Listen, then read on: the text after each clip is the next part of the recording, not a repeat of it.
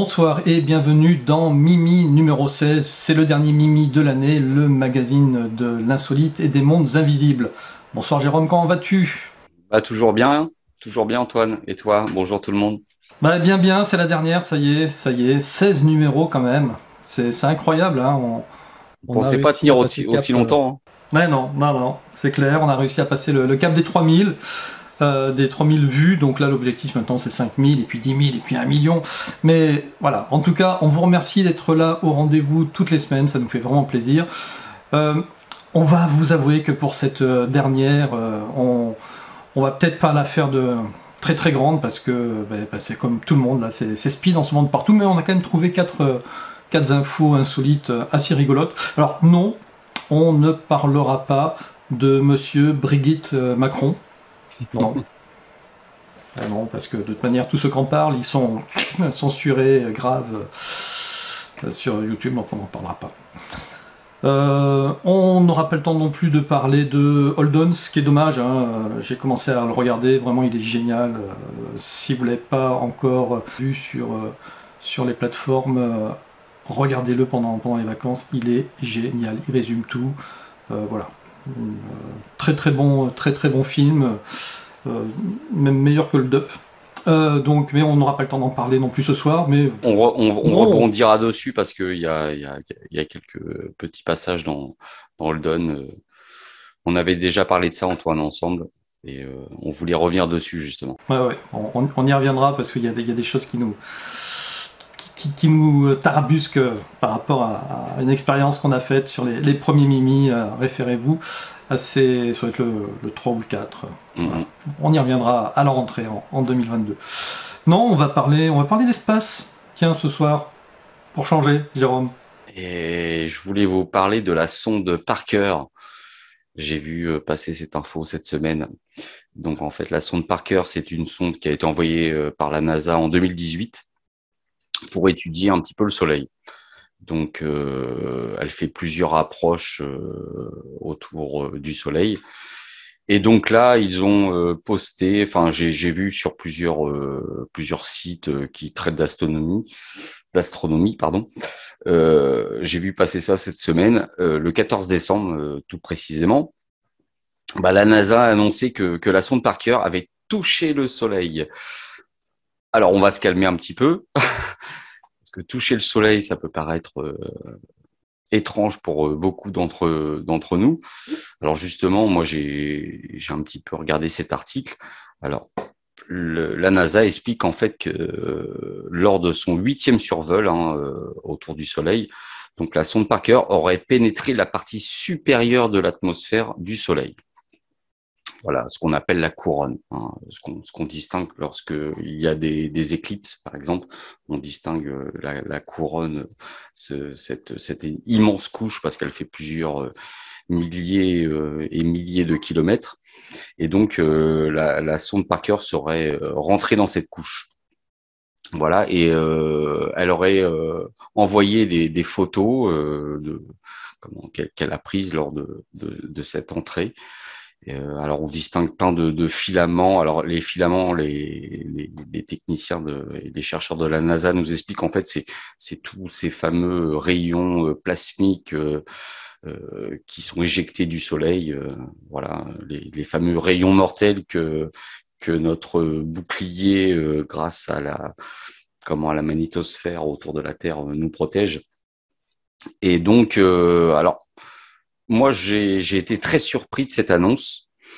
J'ai creusé un petit peu le sujet, donc je suis allé voir un petit peu sur Internet comment avait été conçue cette sonde, parce que une sonde qui s'approche du Soleil, Antoine, tu te dis que il faut qu'elle soit conçue quand même avec des matériaux ultra résistants pour pouvoir Oui, on se dit que ça va fondre, quoi. C'est exactement. très On est rapidement. d'accord, Antoine.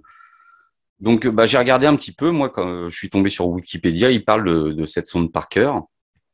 Donc en fait, ils expliquent qu'elle a été équipée d'un bouclier thermique en composite de carbone.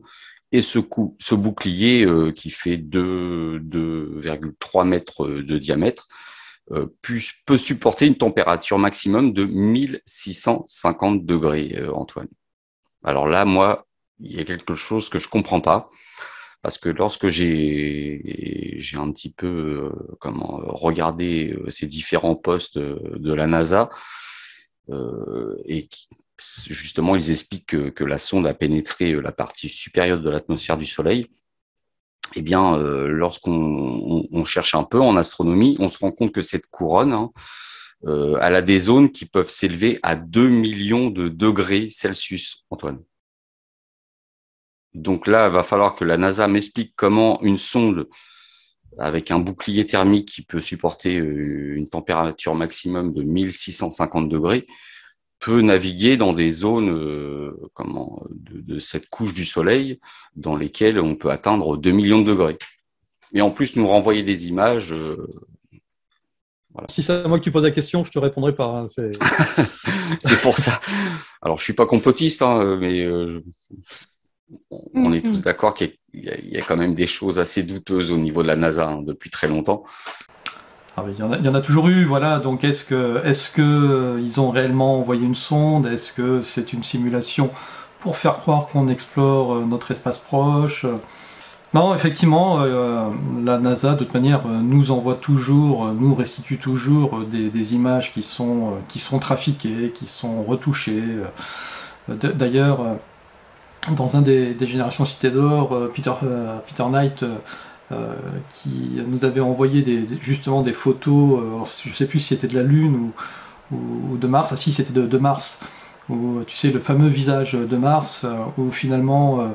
dans les années 70, le visage était super net, qu'on voyait bien, et puis là, dans les dernières images, qui sont censées être de meilleure qualité, eh bien non, on ne voit plus ce visage. Et puis on s'aperçoit que toute la banque de données appartient à un groupe privé, donc appartient même pas à la NASA, et ils ont droit, et c'est écrit noir sur blanc dans leur on va dire, mention légale, et ils ont le droit d'apporter les modifications qu'ils le souhaitent aux images qu'ils présentent au public. Voilà, donc autant vous dire que lorsqu'il y a des choses qui reviennent de la NASA, en général, c'est un boulot qui a mal été fait de caviardage, etc. Et puis ça ressort comme ça, parce qu'il y a des gens qui sont tout le temps en train de surveiller le site de la NASA, et qui nous permettent quand même d'avoir des petites pépites. Voilà. Mmh. On peut se poser aussi la question, est-ce que le Soleil est vraiment l'astre que l'on imagine? Est-ce qu'il n'a pas un sol froid ou voilà. Mais moi je pense que la Terre est le centre de l'univers. D'ailleurs il y a plein de scientifiques qui en ont parlé. Hein. Ça. Antoine est l'héliocentriste. non, là. Je veux bien, mais non, je pense quand même que le Soleil est quand même... Oui. Ça, on a tous pris un gros coup de lune face au Soleil. Je pense pas que le Soleil soit pas ce qu'il est censé être. Non, par contre, que la NASA n'ait peut-être pas envoyé de sonde là-bas, c'est plus probable. À méditer. À méditer. D'ailleurs, en parlant d'espace, si je te fais un petit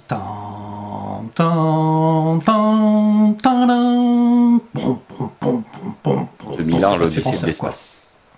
Eh oui, bon, je pouvais pas vous le mettre la vraie musique, hein. Non, mais tu fais bien ton doigt, etc. Hein, c'est bon, je le fais bien. Bon, on est motivé là en cette fin d'année. Bon, et bien écoutez, les Chinois, ils l'ont peut-être découvert ce monolithe sur la face cachée de la Lune. Je ne sais pas si vous en avez entendu parler, mais là, pour le coup, c'est vraiment intriguant. Ça a fait le tour de tous les réseaux traitant d'astronomie. Donc vous savez que les Chinois, depuis janvier 2019, sont partis de l'autre côté de la Lune. Allez, avant juste de voir l'image concernant le monolithe, je voulais vous montrer des petites photos de la face cachée de la Lune, parce que finalement, c'est vrai qu'on ne la connaît pas beaucoup, cette face cachée de la Lune.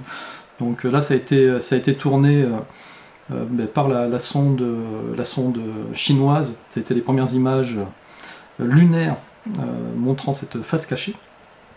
Et donc, ils ont envoyé un rover qui s'appelle U-22. Et les techniciens qui pilotent le rover à distance faisaient une espèce de tour d'horizon comme ça de l'endroit où était posé ce fameux rover. Et à un moment donné, alors que l'horizon était vraiment super plat, c'est-à-dire qu'il n'y avait rien, logiquement rien qui dépassait, bah, ils se sont aperçus qu'il y avait une espèce de petit cube. Alors là qu'on voit pas très bien, si je clique dessus, voilà. Tu le vois ce petit monolithe? Je vois bien. Voilà, on les voit les singes en train de... Donc, bon, enfin, ouais, là pour le coup ça les a vraiment intrigués. Du coup ils ont décidé d'envoyer leur rover sur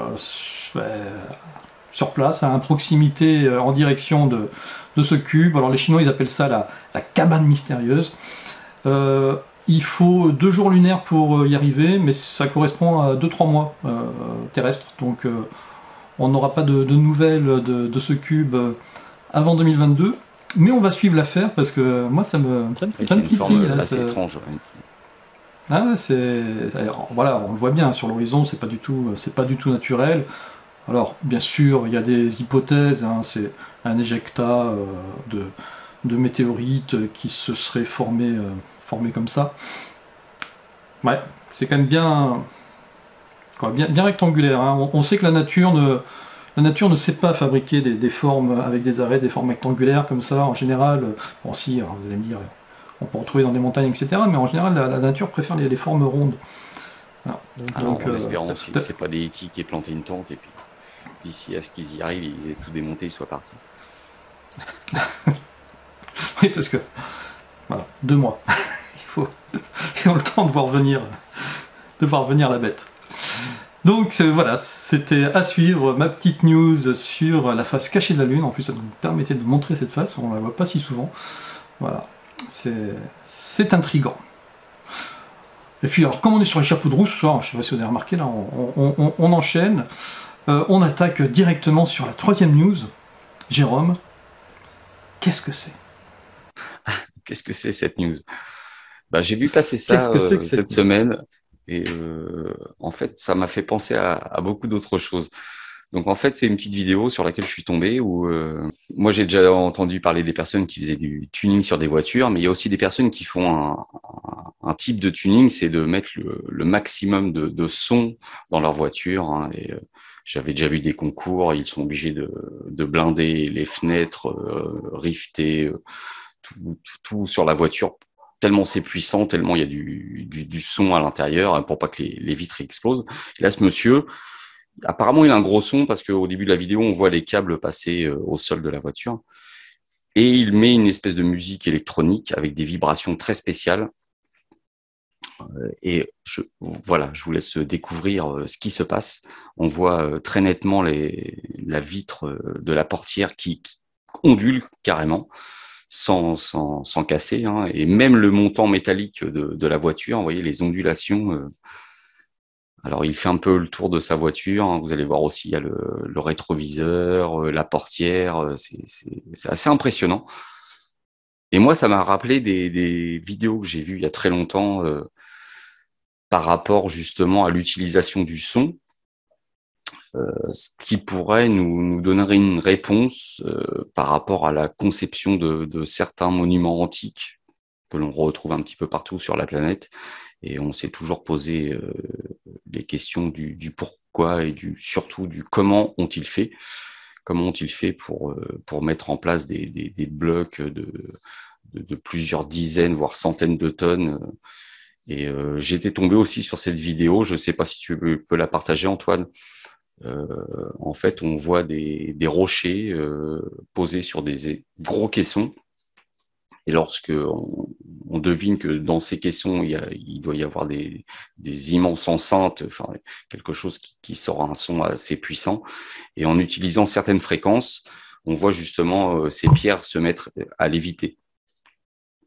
Et il y avait aussi cette vidéo sur laquelle j'étais tombé il y a un petit bout de temps de ça aussi, où un monsieur sur une grande plaque de métal, je pense que c'est comme des billes de sable ou de polystyrène, je sais pas.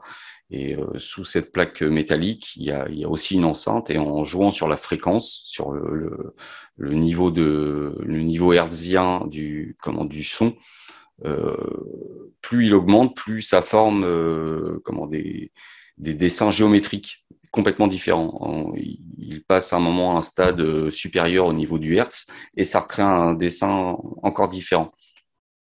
Donc avec le son, on peut faire beaucoup de choses.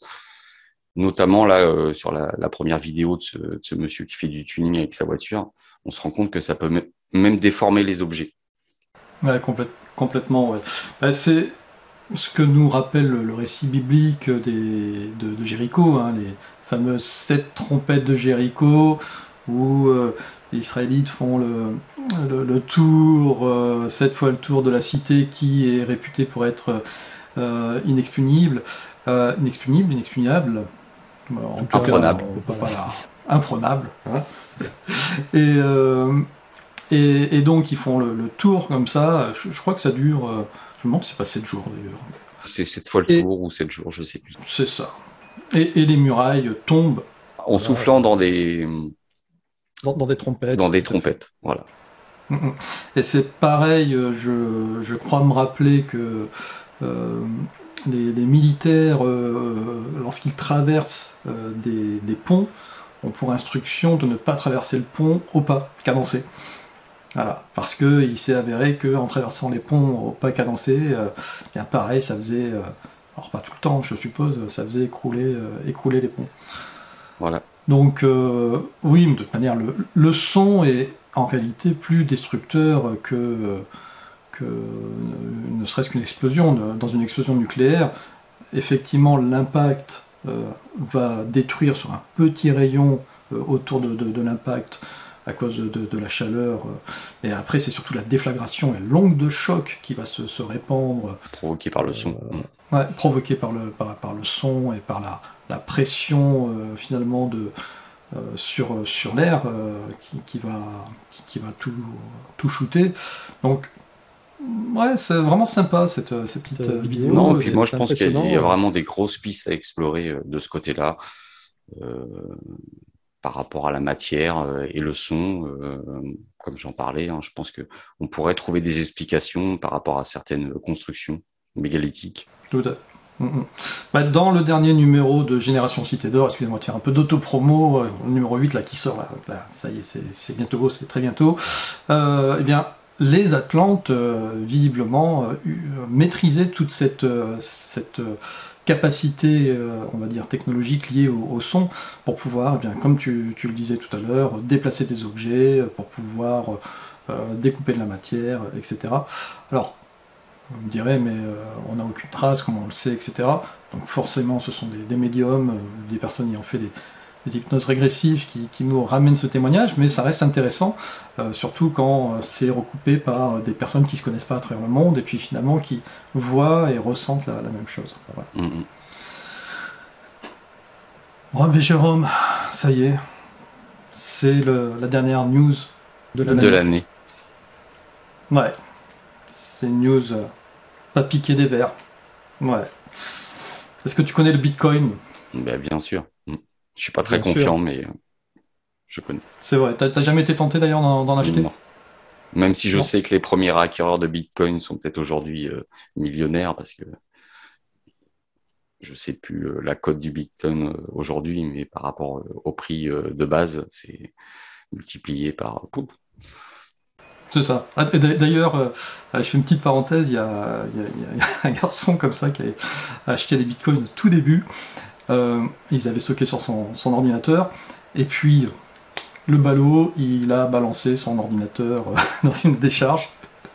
Et il s'est rappelé qu'après qu'il avait ses bitcoins sur son disque dur, et qu'il avait son petit calcul, hein, il en avait pour 15 millions d'euros dans son disque dur.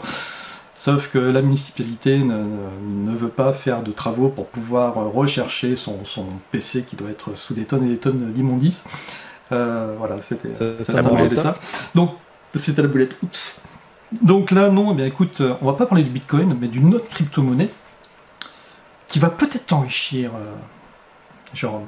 Parce que bientôt, alors je vais pas dire encore ce que c'est, mais en tout cas ça va valoir de l'or. Donc cette crypto-monnaie, elle s'appelle le NewBTC. Aujourd'hui elle vaut 0,00028 centimes. Alors, l'article ne précise pas si c'est le milligramme, le centigramme, ou le millilitre, le centilitre, ou le litre, ou juste une goutte, parce qu'on parle finalement de sperme. Et c'est un groupe qui s'appelle Unvaxed Sperm, qui s'est dit, vu tout ce qui se passe actuellement, que l'humanité risque de ne plus être l'humanité qu'elle était, qu'il y aura de moins en moins de gens non vaccinés.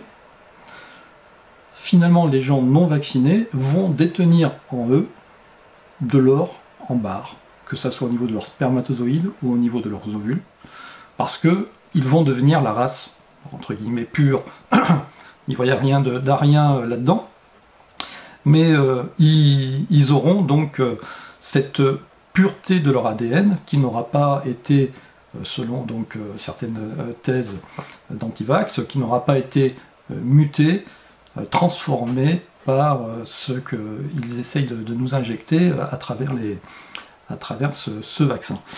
Et j'ai trouvé ça très, très rigolo, mais finalement pas si idiot que ça comme principe, parce que effectivement, s'ils ont raison, si le code ADN est modifié, si la chaîne est corrompue, si dans le corps grouille des millions de nanobots, etc.,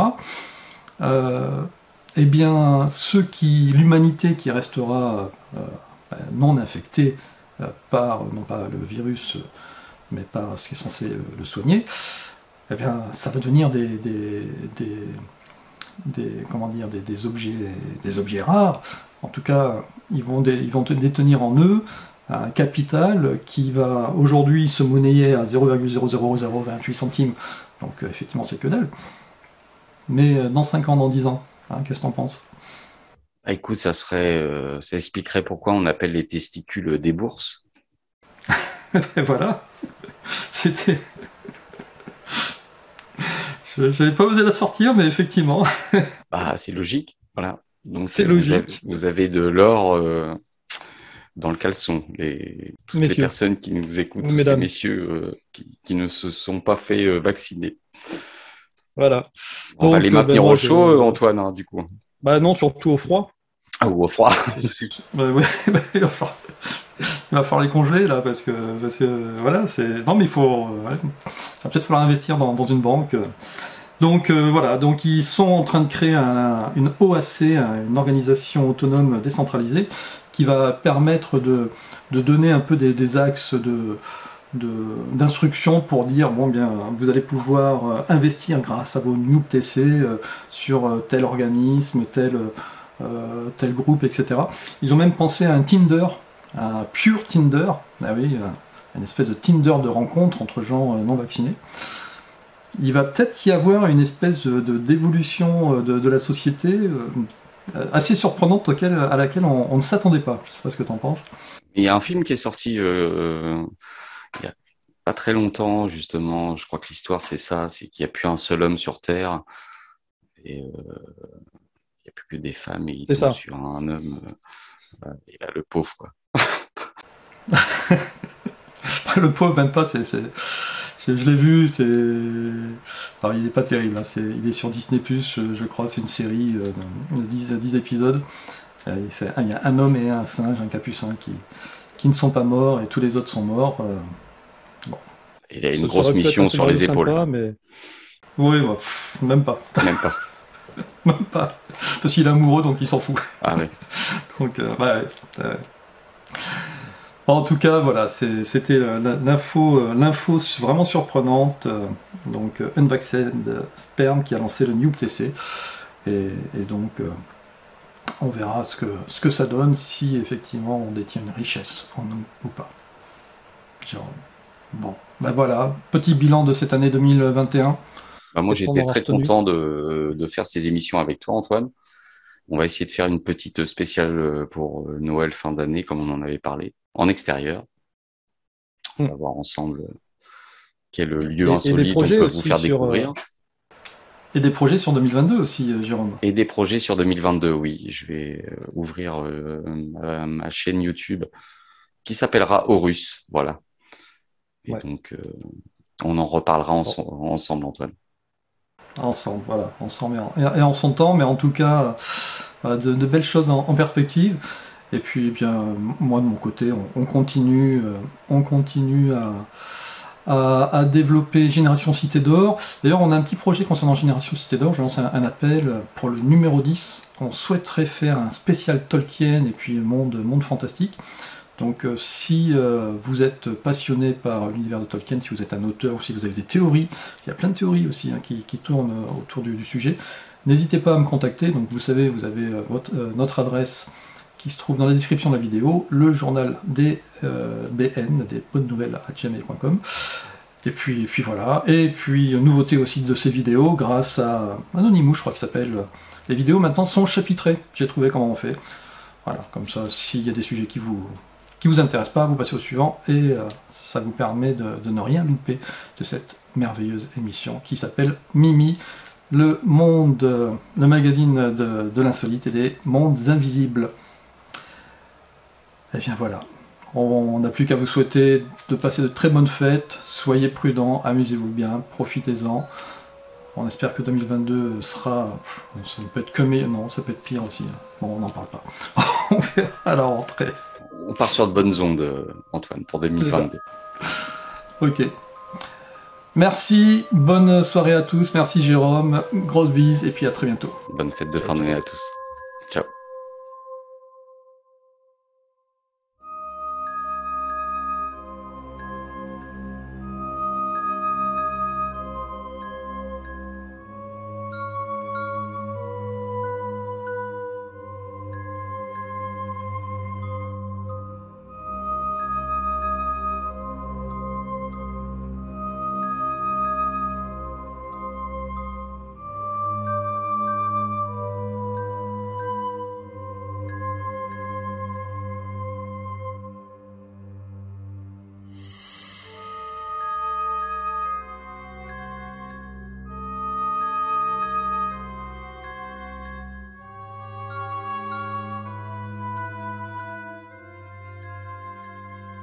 Hop, allez, on est encore là.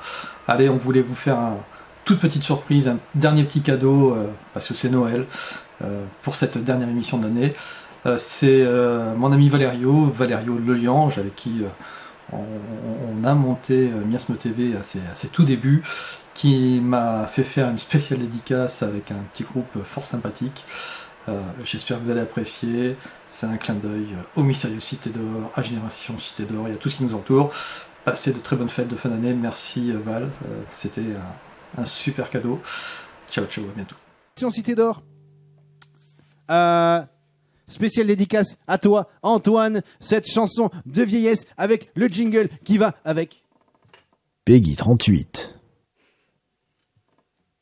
Pour toi, Antoine, c'est parti. Enfant du soleil, tu parcours la ciel, cherche ton chemin, c'est ta vie, c'est ton destin. Et le jour, la nuit, avec tes deux meilleurs amis, à bord du grand Condor, tu recherches les cités d'or.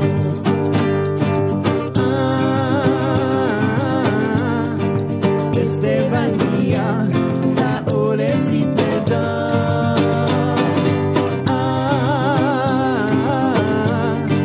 Estebanía, ta ole cités d'or.